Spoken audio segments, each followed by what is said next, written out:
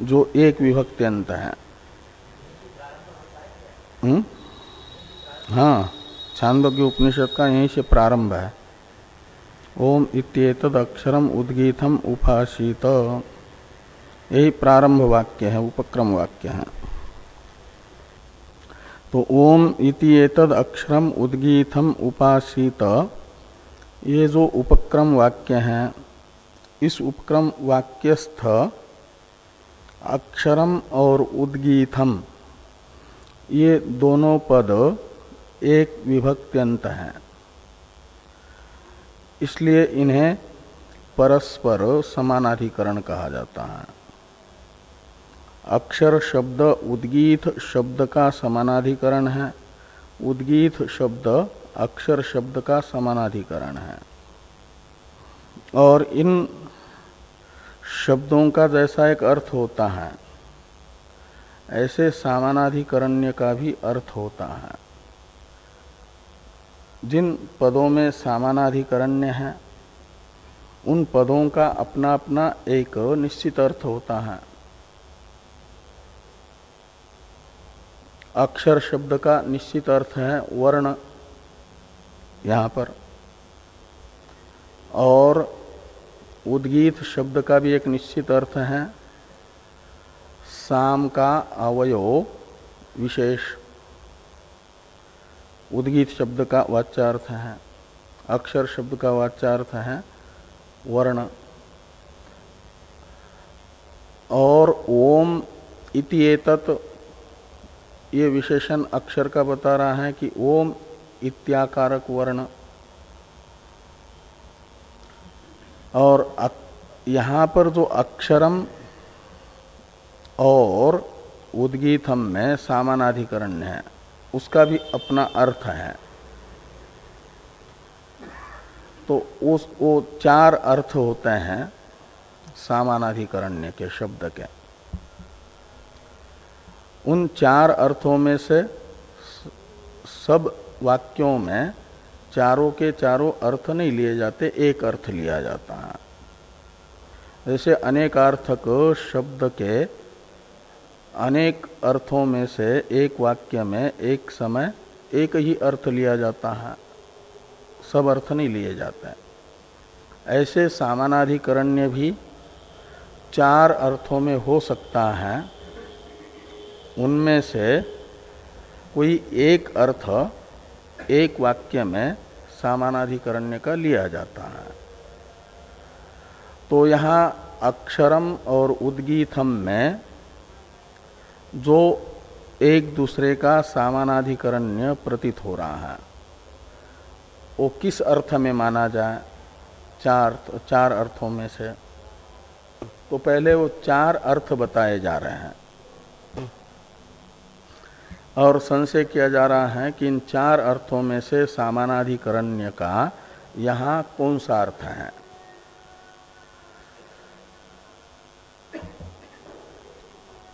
किम अध्यासो, एक अध्यास अर्थ होता है समानाधिकरण्य का।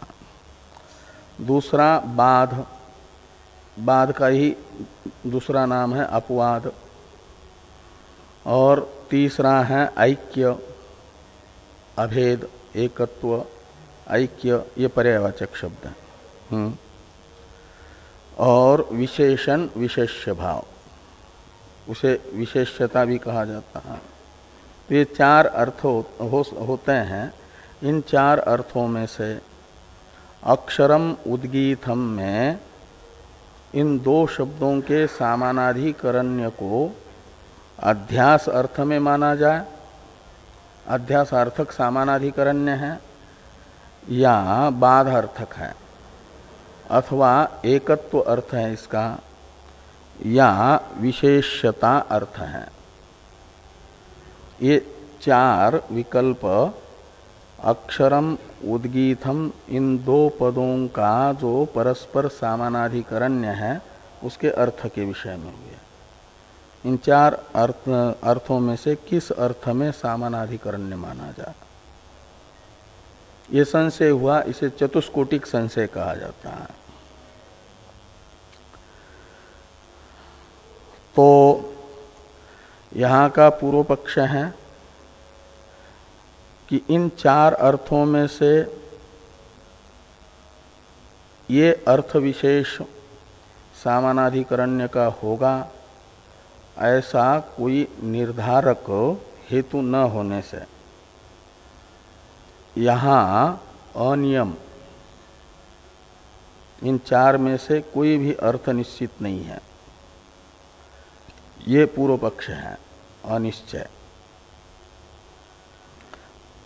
तो प्रथम श्लोक के पूर्वार्ध में एक प्रकार से विषय और संशय बताया और पूर्व पक्ष को बताया जा रहा है प्रथम श्लोक के उत्तरार्ध में। अक्षरस्य अत्र नास्ति ऐक्यम नियतम, यानी उद्गीत शब्द और अक्षर शब्द इसके सामानाधिकरण्य के अर्थ के विषय में अत्र शब्द से अर्थ लेना, उद्गीत शब्द को उपलक्षण समझना, अक्षर शब्द को उपलक्षण समझना उद्गीत का भी श्लोक में। तो अक्षरस्य उद्गीतस्य च सामानाधिकरण्यम, सामानाधिकरण्य के विषय में, ऐसा अत्र शब्द का अर्थ निकलेगा सामानाधिकरण्य के विषय में। ऐक्यम नियतम ऐक्यम नास्ति, तो नियक ऐक्य शब्द का अर्थ यहाँ पर है एक मत, एक निश्चय। सामानाधिकरण्य के अर्थ के विषय में एक निश्चय नहीं है, नियत एक निश्चय नहीं है कि यहाँ पर सामानाधिकरण्य अध्यास अर्थ में ही है या बाध अर्थ में ही है, ऐसा कोई निश्चय नहीं है। चार अर्थों में से अनिश्चय ही यहाँ पर पूर्व पक्ष है। कहा ऐसा क्यों? तो कहते हेतु अभावतः, इन चार अर्थों में से सामानाधिकरण्य का यही अर्थ विशेष होगा, अन्य अर्थ नहीं होंगे, इत्याकारक निर्धारण करने वाला कोई हेतु न होने से हेतु अभावतः का अर्थ है। तो इस प्रकार ये ओम इत्येतद अक्षरम उद्गीतम उपासित इस वाक्यस्थ अक्षर तथा उद्गीत शब्द का सामानाधिकरण्य अनियत अर्थक है, कोई नियत अर्थक हेतु न होने से ये पूर्व पक्ष बना। इस इत्याकारक पूर्व पक्ष प्राप्त होने पर द्वितीय श्लोक से सिद्धांत बता रहे हैं भारती तीर्थ जी।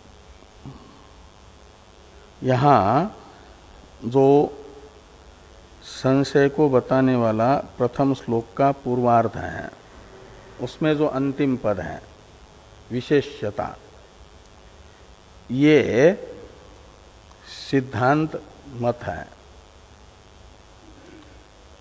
अक्षर और उद्गीत शब्दों का सामानाधिकरण्य विशेष्यतार्थ में है।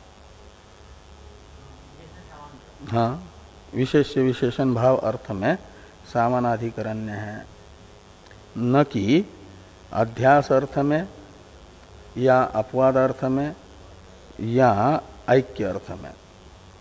इन तीन अर्थों में से एक भी अर्थ में इन दो शब्दों का सामानाधिकरण्य नहीं, अपितु विशेष्यतार्थ में सामानाधिकरण्य है।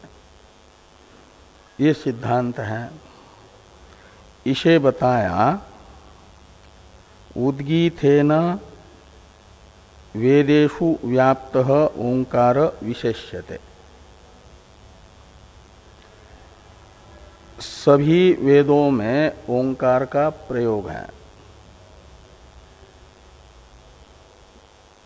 ये जो उद्गाता से उपलक्षित उद्गाता, प्रस्तोता, प्रतिहर्ता आदि साम वेद के ऋत्विक है, ये भी अपना अपना जो उद्गानादि कर्म है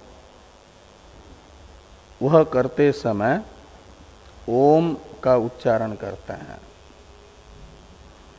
और आध्वर्यु के द्वारा किया जाने वाला जो आध्वर्यव कर्म है, यजुर्वेद का आचार्य होता है वो अध्वर्यु होता है, ऋत्विक।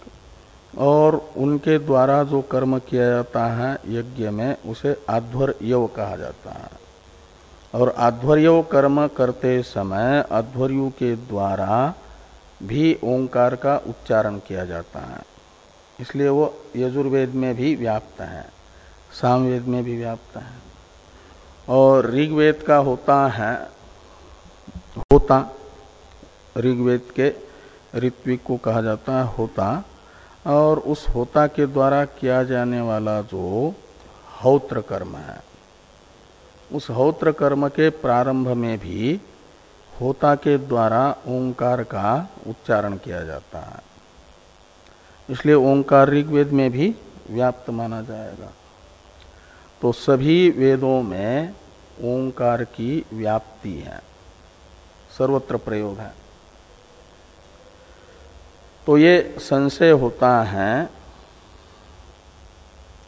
कि ओम इत्येतद अक्षरम उपासित, बिना उद्गीत के यदि वो वाक्य रहेगा, छांदोग्य उपनिषद का उपक्रम वाक्य, उसमें से उद्गीत इस पद को हटा देते हैं और उस पद के बिना उपक्रम वाक्य को रखते हैं, तो वह वाक्य बनता है ओम इत्येतद अक्षरम उपासित। अर्थ निकलेगा कि ओम इस अक्षर की उपासना करें। केवल अक्षरम उपासित इतना रहेगा तो अर्थ निकलेगा अक्षर की उपासना करें। तो अक्षर शब्द तो सामान्य रूप से वर्ण मात्र का परामर्शक है, तो कौन से अक्षर की, कौन से वर्ण की उपासना? तो कहा ओम इति एतद, यानी ओम इस वर्ण की उपासना करो, तो ओंकार की उपासना। तो फिर ओंकार भी सभी वेदों में प्रयुक्त है। तो ओम इति एतद अक्षरम उपासित, इस उपक्रम वाक्य के द्वारा कौन से ओंकार की उपासना बताई जा रही है? क्योंकि वो तो सामवेद में भी है, ऋग्वेद में भी है, यजुर्वेद में भी है। तो कौन सा ओंकार उद्गाता के द्वारा उपासनीय है, ये शंका होती है। तो इस शंका का निराकरण करने के लिए और आपके हौत्र तथा आध्वर्यो कर्म के प्रारंभ में होता तथा आध्वर्यु के द्वारा प्रयुज्यमान ओंकार का व्यावर्तन करने के लिए उद्गीत ये विशेषण है। विशेषण होता है व्यावर्तक। तो उद्गीत ये विशेषण है।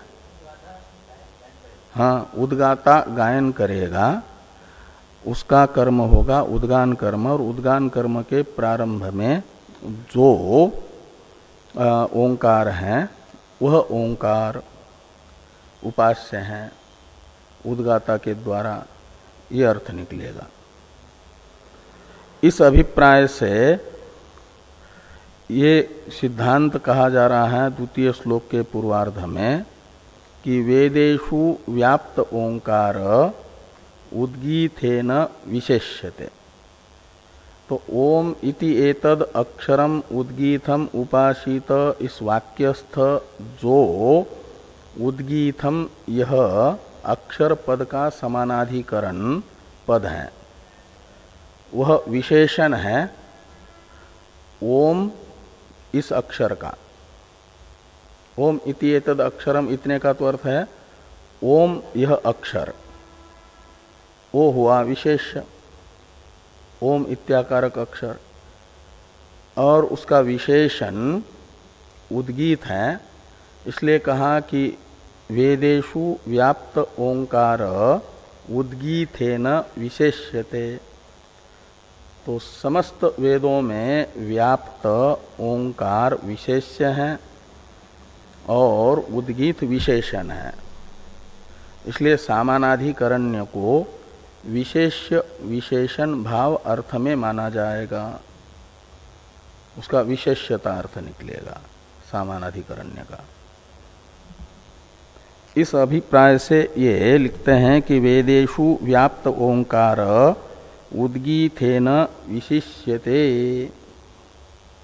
ये सिद्धांत बताया कि सामानाधिकरण्य विशेष्यतार्थ में है, पहले तीन अर्थों में नहीं। विशिष्यते ये पाठ है, पाठ विशिष्यते ठीक है, इसलिए कि यक प्रत्यय है। हाँ नहीं, वो सी में गुण किया हुआ इकार में दिखा रहा है। विशिष्यते ठीक है, वो कित प्रत्यय होने से इकार को एकार नहीं होता, विशिष्यते।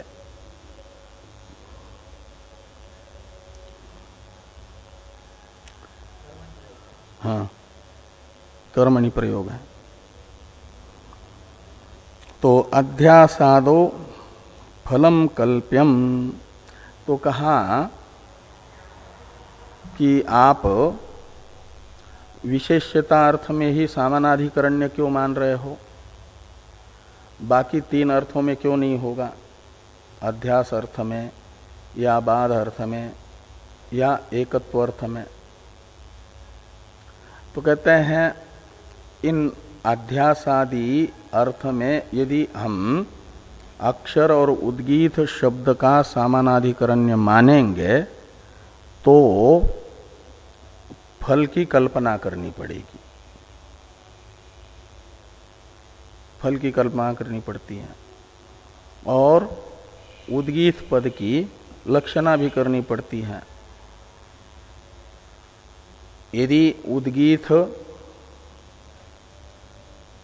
का आरोप ओंकार में करते हैं, अध्यास होता है आरोप, जैसे प्रतिमा आदि में विष्णु आदि का आरोप किया जाता है, ऐसे ओंकार में उद्गीत का आरोप करेंगे तो ओंकार में एक तो अध्यास मान भी लेंगे इसका उद्गीत का, तो उद्गीत बुद्धि आरोप का कोई न कोई फल होना चाहिए। जैसे शालिग्राम आदि में विष्णु आदि आरोप का फल होता है, एक अदृष्ट बनता है, उससे उपासक यदि विष्णु की प्राप्ति चाहता है तो उसे विष्णु की प्राप्ति होती है, और यदि विष्णु से कुछ अन्य लाभ प्राप्त करना चाहता है तो अन्य लाभ प्राप्त होता है।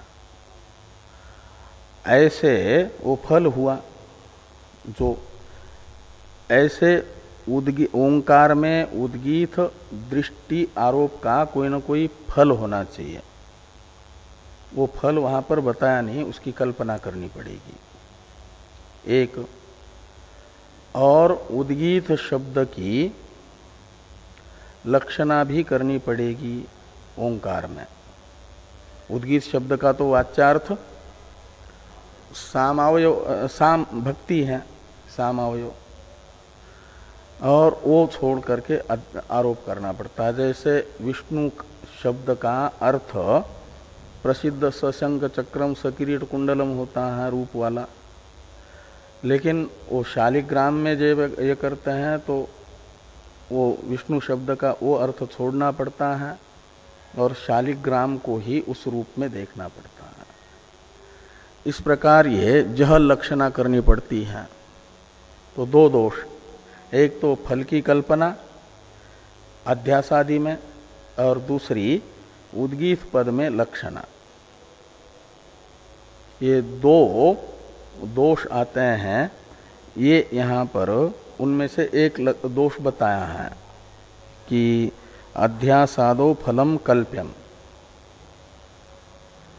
कहा जो दो दोष बता रहे हो उनमें से एक दोष तो आप में भी है, लक्षणा। जैसे हमें अध्यासादि अर्थक सामानाधिकरण्य मानने पर उद्गीत की लक्षणा करनी पड़ती है, ऐसे आप भी तो ओंकार का विशेषण जब उद्गीत को बनाते हो उस समय उद्गीत शब्द का जो मुख्यार्थ है उद्गीत अवयव साम भक्ति, हाँ उद्गीत नामक जो साम अवयव वो तो नहीं मानते हो, वाच्यार्थ लक्षणा करते हो उस साम के अवयव का भी अवयव। साम का अवयव तो उद्गीत है और उसका अवयव उद्गीत उद्गान के प्रारंभ में उच्चार्यमान ओंकार, ये लक्षणा अवयव अर्थ में कर रहे हो तो आपको भी लक्षणा माननी पड़ती है।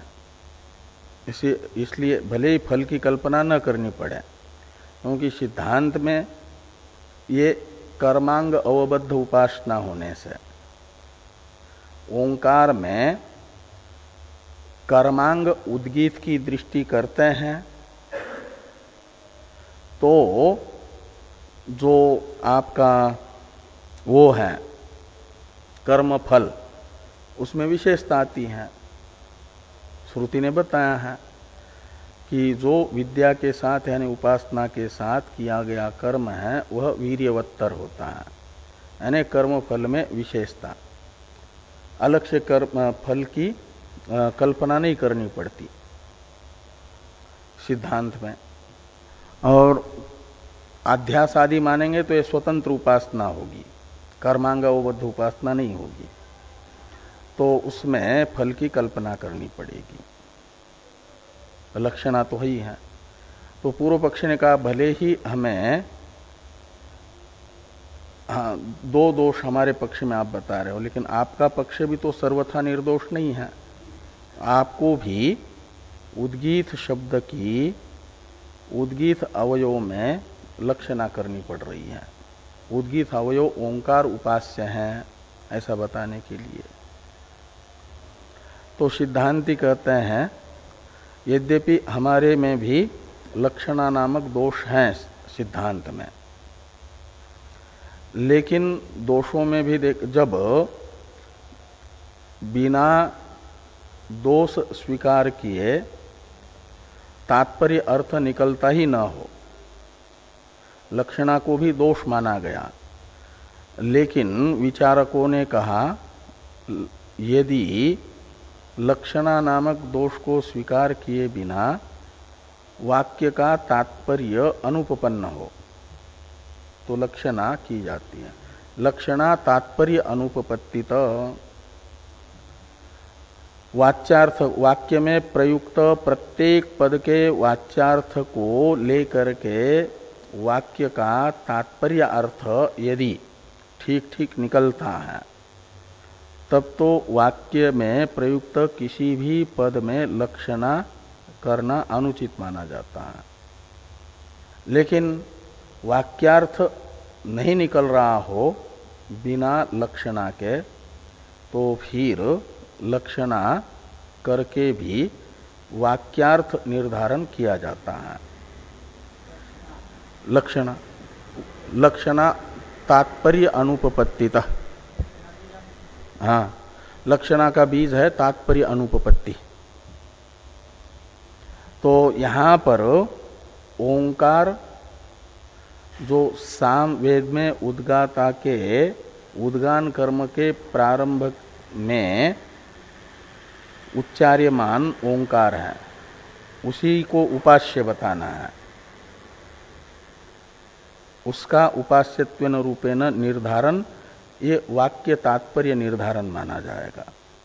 ये वाक्य तात्पर्य निर्धारण उद्गीत पद में उद्गीत का जो वाच्यार्थ है साम भक्ति, उसके अवयव में लक्षणा किए बिना उद्गीत पद की, ये उद्गीत अवयव ओंकार उपास्य है, ये वाक्य का तात्पर्य नहीं निकलता।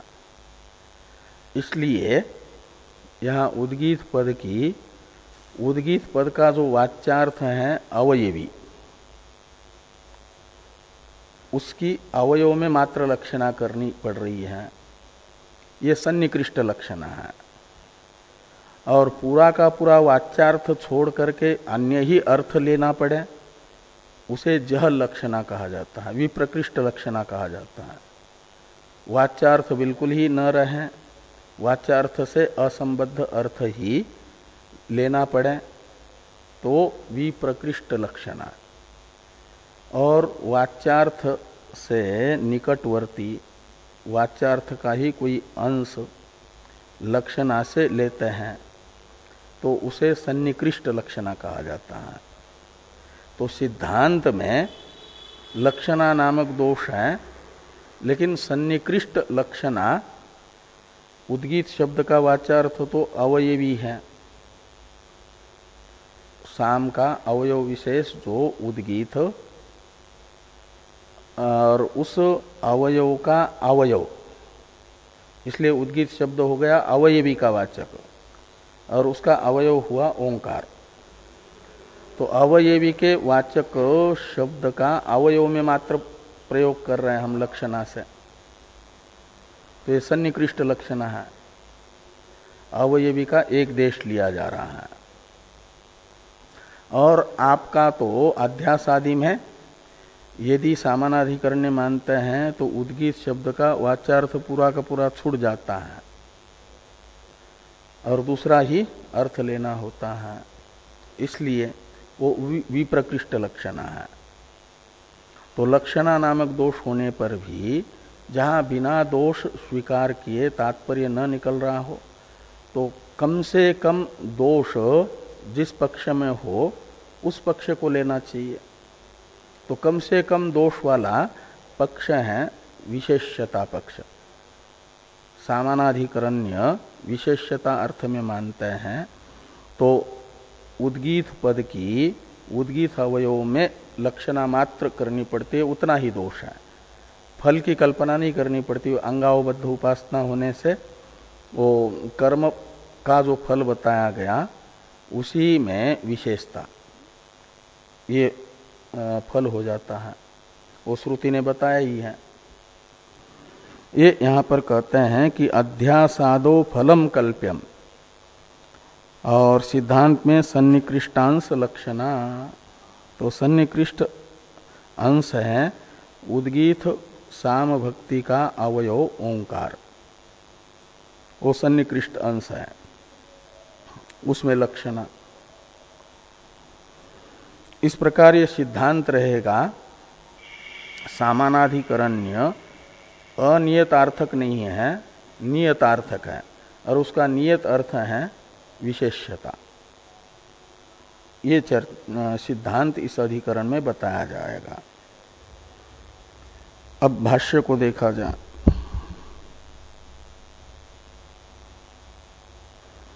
भाष्य की अवतरण टीका है, सामानाधिकरण्यम विषयीकृत्य संशयम आह ओम इत्येतत् इति। ओम इति एतद् अक्षरम उद्गीतम उपासित, इस वाक्यस्थ अक्षर शब्द तथा उद्गीत शब्द के सामानाधिकरण्य को विषय बना करके इस अधिकरण के संशय को भाष्यकार भगवान बता रहे हैं। अधिकरण के 6 अंश होते हैं ना, विषय, संशय, संगति, फल, पूर्व पक्ष, सिद्धांत। उसमें से विषय है ओम इत्येतद् अक्षरम उद्गीतम उपासित, इस वाक्यस्थ अक्षर तथा उद्गीत शब्द का सामानाधिकरण्य, ये विषय है। इसलिए कहा कि सामानाधिकरण्यम विषयीकृत्य संशयम आह, तो संशय को बताते भाष्कर भगवान ओम इत्येतत् इति। तो भाष्य को देखिए, ओम इति एतद अक्षरम उद्गीतम उपासीत इत्यत्र अक्षर उद्गीत शब्दयोः सामानाधिकरण्ये श्रूयमाणे अध्यास अपवाद एकत्व विशेषण पक्षाणाम प्रतिभासनात् कतमो अत्र पक्षो न्याय स्यात् इति विचारः। तो कहते हैं ओम इति एतद अक्षरम उद्गीतम उपासित, इस वाक्य में उद्गीत शब्द और अक्षर शब्द का सामानाधिकरण्य सुना जा रहा है। तो ये जो सूर्यमान सामानाधिकरण्य है, इसे किस अर्थ में माना जाए, इसके विषय में क्या इसका अर्थ अध्यास माना जाए या अपवाद माना जाए या एकत्व माना जाए, अपवाद यानी बाध, या एकत्व माना जाए या विशेषण पक्ष माना जाए। ये चार पक्ष प्रतीत हो रहे हैं। प्रतिभासनात् का अर्थ है प्रतीत हो रहे हैं। तो कतमो अत्र पक्षो न्यायस्यात्, इन चार अर्थों में से सामानाधिकरण्य का कौन सा अर्थ उचित होगा, इसका निर्धारण अनुकूल यह विचार प्रारंभ हो रहा है। तो पहले ये जो सामानाधिकरण्य के चार अर्थ बताए जा रहे हैं, इनमें से एक एक का लक्षण बता रहे भाष्यकार भगवान।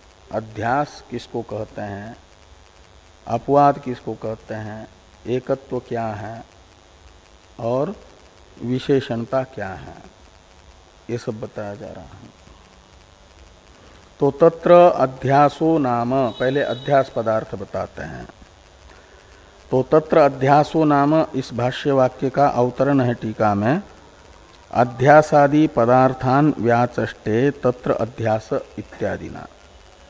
सामानाधिकरण्य के जो चार अर्थ होते हैं, उनके वाचक अध्यास, अपवाद, एकत्व, विशेषण, इन शब्दों का मात्र प्रयोग हुआ। लेकिन इन शब्दों का अर्थ क्या होगा, अध्यास किसको कहा जाएगा? सामानाधिकरण्य का एक अर्थ अध्यास है। वो अध्यास पदार्थ क्या है, ये अपवाद पदार्थ क्या है, एकत्व पदार्थ क्या है, विशेषण पदार्थ क्या है। जैसे अध्यास सुनते हैं तो हम किस अर्थ के वृत्ति को बना लें, ये प्रश्न होता है। तो नया नया कोई शब्द होता है जिसका अर्थ नहीं कभी समझा है, तो श्रोता के कान से शब्द मात्र निकल जाता है, तद अर्थाकार वृत्ति मन में नहीं बनती, का मतलब अर्थबोध नहीं होता, केवल शब्द कान से निकल जाता है ध्वन्यात्मक। लेकिन उस ध्वन्यात्मक शब्द का जो अर्थ होता है, ऐसे अध्यास ये ध्वनि हुआ, कहा सामानाधिकरण्य शब्द का अर्थ अध्यास है। तो अध्यास इस ध्वनि को सुनते ही मन में जिस अर्थ के आकार की वृत्ति बनेगी, वो हो जाएगा अध्यास पदार्थ।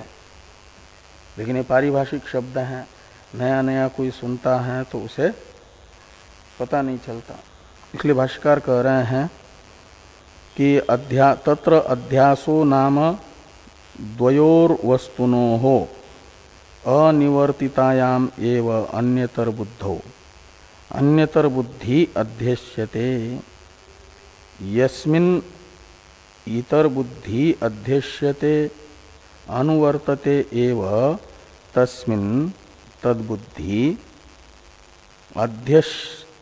अध्यस्त इतर बुद्धा वपि। ये अध्यास है, अध्यास का लक्षण बताया।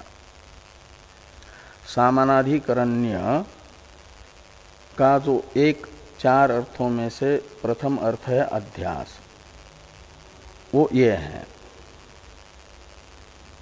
इस पंक्ति का टीकाकार ने एक छोटे से वाक्य में अर्थ कर दिया, उसे पहले देखिए, फिर इस पंक्ति को लगा लेते हैं कि बुद्धि पूर्वक अभेद आरोप अध्यास। यानी भेद बुद्धि पूर्वक जो अध्यास आरोप है उसे अध्यास कहते हैं।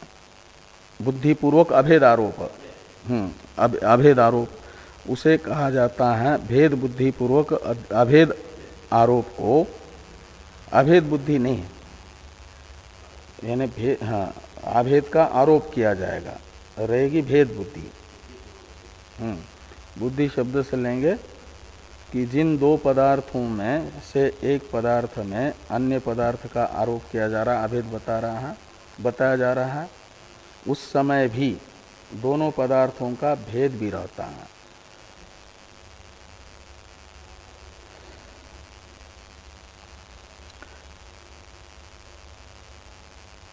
तो बुद्धिपूर्वक जो अभेद आरोप यानी भेद बुद्धिपूर्वक जो अभेद आरोप है उसे अध्यास कहते हैं।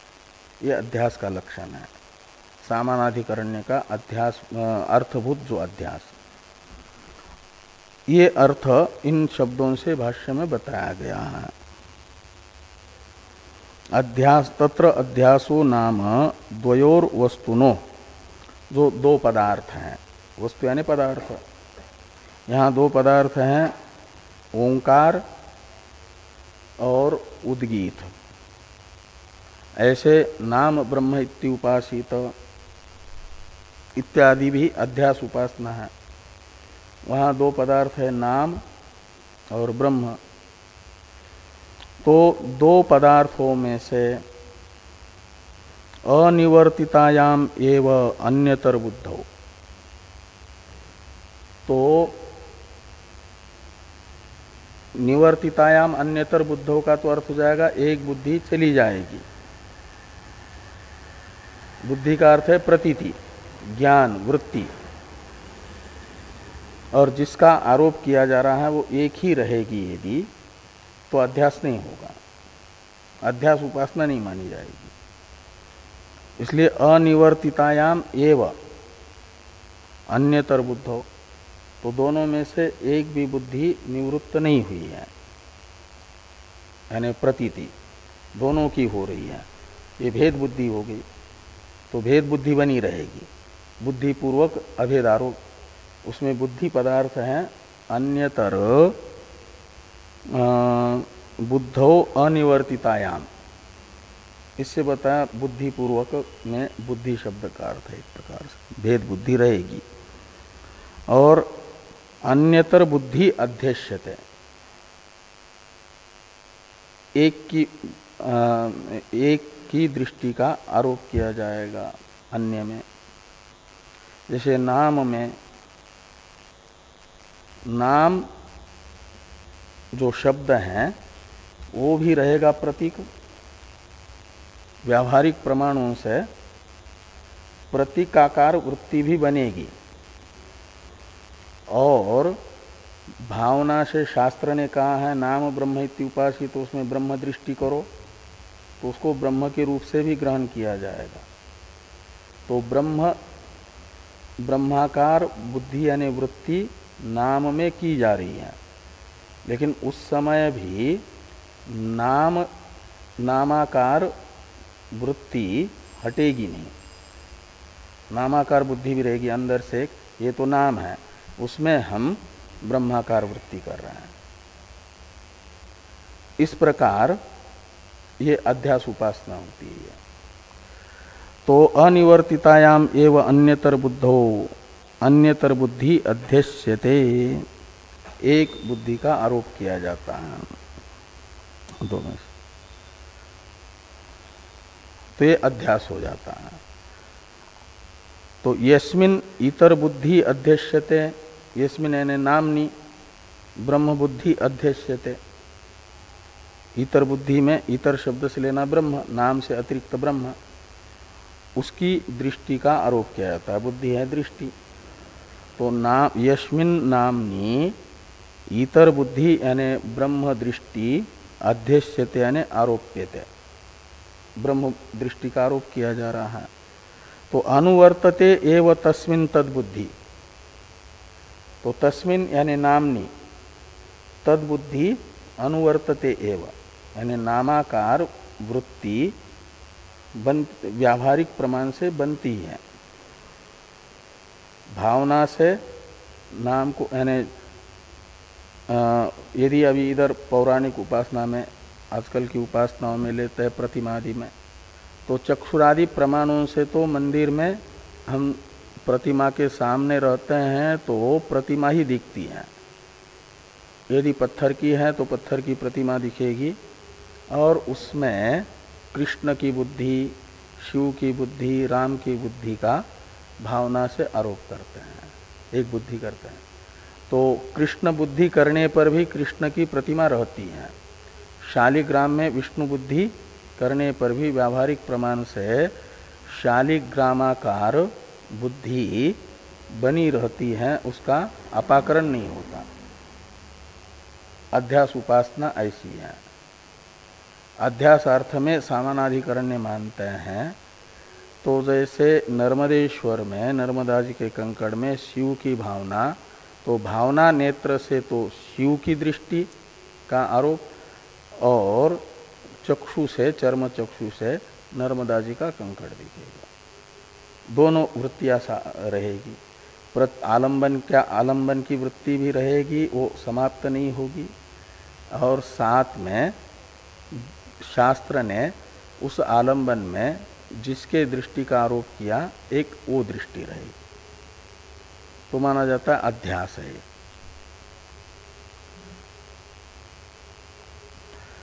तो यस्मिन इतर बुद्धि अध्यक्ष्यते, तो शालिग्रामादि में विष्णुआदि बुद्धि यानी दृष्टि का अध्यारोप किया जा रहा है, अध्यास किया जा रहा है। तो अनुवर्तते एव तस्मिन यानी शालिग्रामादौ, तद बुद्धि यानी शालिग्रामादि की दृष्टि, वृत्ति वो प्रतीत होती ही है।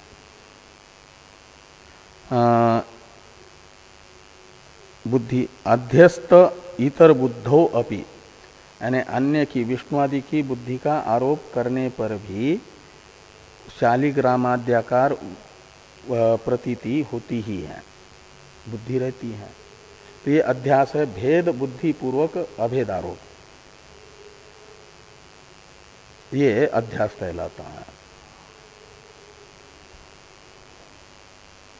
ये कहा टीकाकार ने कि बुद्धि पूर्वक अभेद आरोपो अध्यास। उदाहरण बताया जा रहा है अध्यास का। यथा नामनी ब्रह्म बुद्धौ अध्यक्ष्यमानायाम अपि अनुवर्तते एव नाम बुद्धिर न ब्रह्म बुद्ध्या निवर्तते। जिसकी दृष्टि का आरोप किया जा रहा है, जिस दृष्टि का आरोप किया जा रहा है, उस दृष्टि से पूर्व बुद्धि का निवर्तन नहीं होता, वो पूर्व बुद्धि भी रहती है। ये अध्यास उपासना हो गई।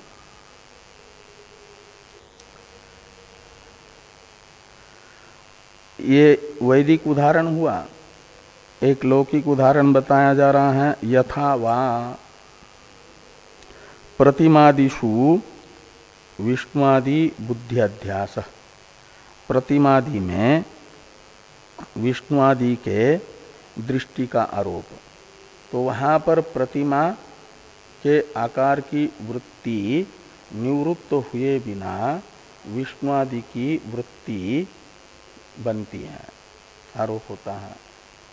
ये प्रतिमादि में विष्णुआदि का आरोप भेद बुद्धि पूर्वक अभेद आरोप है, अध्यास है।